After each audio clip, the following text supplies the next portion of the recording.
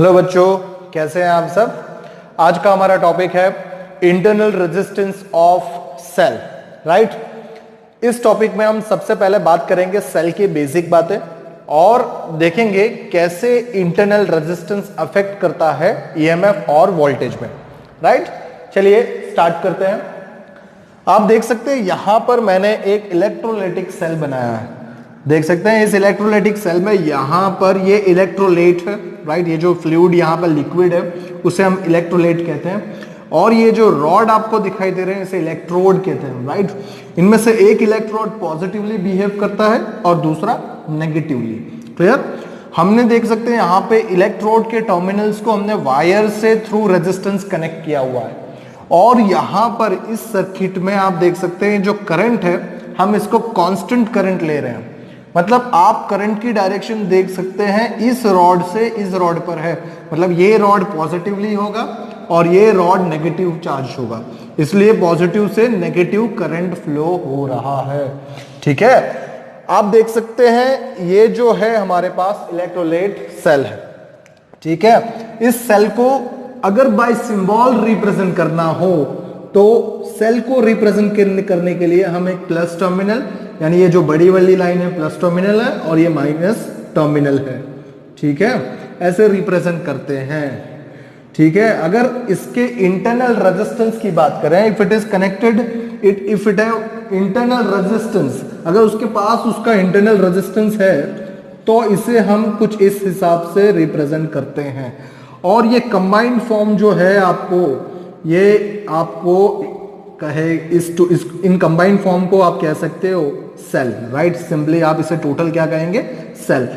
जब कभी भी सेल के अंदर रेजिस्टेंस जो होता है वो निग्लिजिबल होता है तब हम इस आर को रिप्रेजेंट नहीं करते, otherwise cell is always come with its internal resistance. Right, तब हम सिंपली सेल को सिर्फ इस टर्मिनल से रिप्रेजेंट करते हैं, अदरवाइज आप सेल में ये प्लस और माइनस टर्मिनल दिखाएंगे और इंटरनल रेजिस्टेंस भी दिखाएंगे। चलिए अब बात करते हैं इंटरनल रेजिस्टेंस की। देखिए व्हेन पहले पॉइंट पे हम जाते हैं, when terminal of electrode is connected with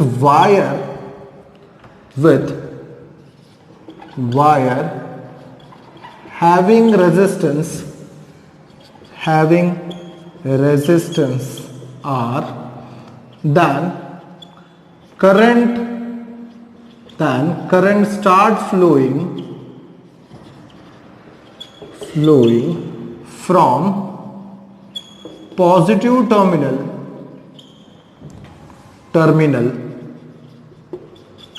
to the negative terminal। Right, to the negative terminal. तो जैसे ही हम वायर से कनेक्ट करेंगे इलेक्ट्रोड को, क्या होगा, करंट जो है वो फ्लो करना स्टार्ट करेगा from positive terminal to negative terminal. But हम यहां पर कह सकते हैं but when the positive ion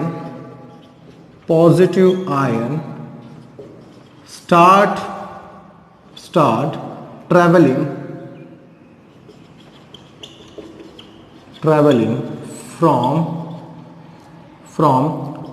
lower potential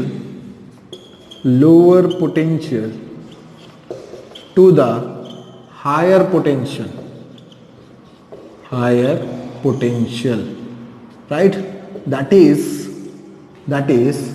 negative ion from higher potential to the lower potential।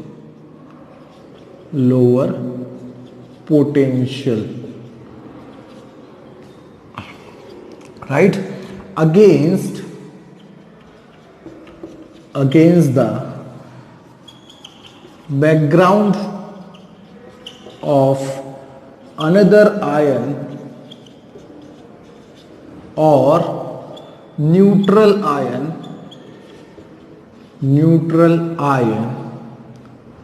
then it offer resistance to this ion। आप देख सकते हैं इंटरनल रेजिस्टेंस में क्या है। जब हम इसको कनेक्ट करते हैं वायर के साथ, तब इन इलेक्ट्रोड्स में पॉजिटिव आयन या नेगेटिव आयन ट्रेवल करना स्टार्ट करते हैं। जब पॉजिटिव आयन और नेगेटिव आयन ट्रेवल करते हैं, तब उनके पाथ में, उनके रास्ते में आपको दूसरे आयन्स मिलते हैं। वो आयन्स जो है वो ऑब्स्ट्रैक्ट करते हैं to the flow of this positive and negative ion, right. तो ये जो ऑब्स्ट्रैक्ट करना हुआ पॉजिटिव आयन और नेगेटिव आयन को, इसे हम कहते हैं इंटरनल रेजिस्टेंस, राइट। चलिए आइए देखते हैं इसकी डेफिनेशन क्या बनेगी। यहां पर मैं इसके लिए ये रब कर देता हूं। देखिए डेफिनेशन अगर मुझे लिखनी है तो क्या होगी।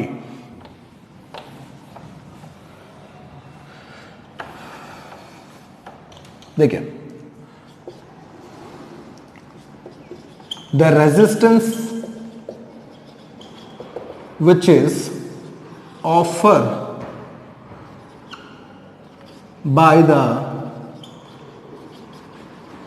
electrolyte of a cell when the current I is drawn from it is called internal resistance of a cell, right. उसे क्या कहते हैं, इंटरनल रेजिस्टेंस कहेंगे। तो ये हो गई आपके लिए डेफिनेशन। देखिए, resistance offered by the electrolyte of a cell when the current I is drawn. जैसे ही सर्किट क्लोज होगी, करंट प्रोड्यूस होगा। तो आप जब इस इलेक्ट्रोलाइट में से करंट लेते हैं, उस समय क्या होगा, उसके जो अदर आयंस है या न्यूट्रल आयंस है, वो क्या करते हैं, उस करंट को फ्लो होने से ऑब्स्ट्रैक्ट करते हैं। तो उसे कहते हैं हम internal resistance of cell, right. आप देख सकते हैं इंटरनल रेजिस्टेंस कैसे रिप्रेजेंट करते हैं, by symbol small r, clear, which is connected with a cell, right. चलिए अब बात करते हैं dependence of internal resistance, clear. बहुत सारे फैक्टर्स में डिपेंड करता है। देखिए कौन कौन से फैक्टर में। Internal resistance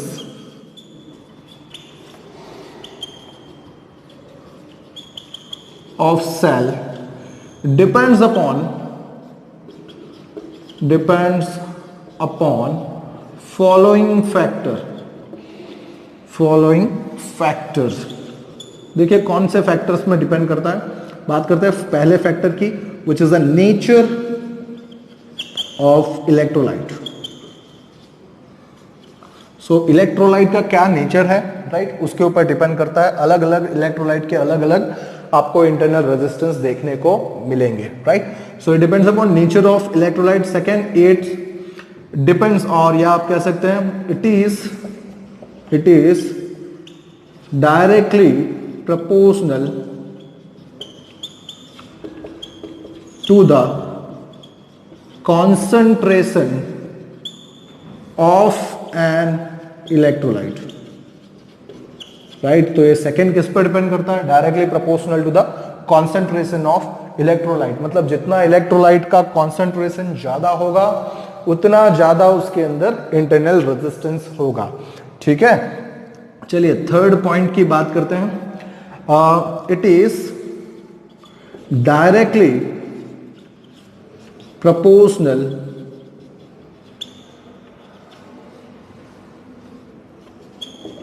to the distance between two electrodes। मतलब आप देख सकते हैं जितना ज्यादा इन इलेक्ट्रोड्स के बीच में डिस्टेंस होगा, गैप होगा, उतना ज्यादा इंटरनल रेजिस्टेंस होगा, राइट। सो इस वजह से हम क्या कह सकते हैं, it is directly proportional to the distance between two electrodes. चलिए फोर्थ पॉइंट हम देख लेते हैं। It is inversely proportional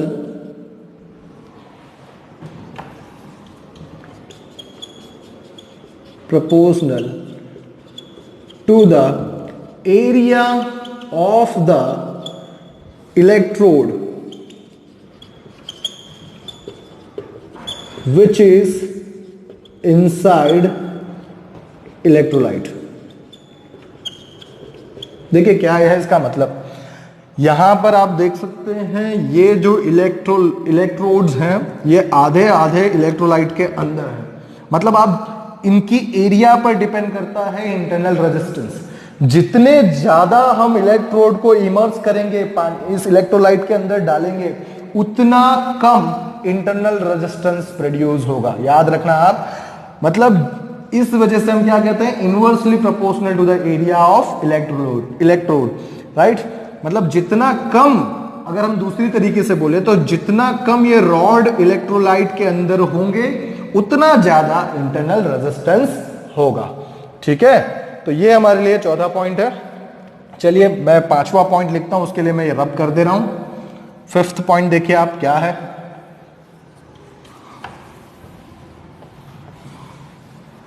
fifth point that is it is increases it is मतलब internal resistance, right? It is increases by the decrease of temperature। मतलब temperature से भी ये इनवर्सली प्रोपोर्शनल में है। जितना ज्यादा आप टेम्परेचर घटाएंगे उतना ज्यादा इंटरनल रेजिस्टेंस बढ़ेगा, राइट। तो ये बात हुई इंटरनल रेजिस्टेंस ऑफ सेल की। क्लियर।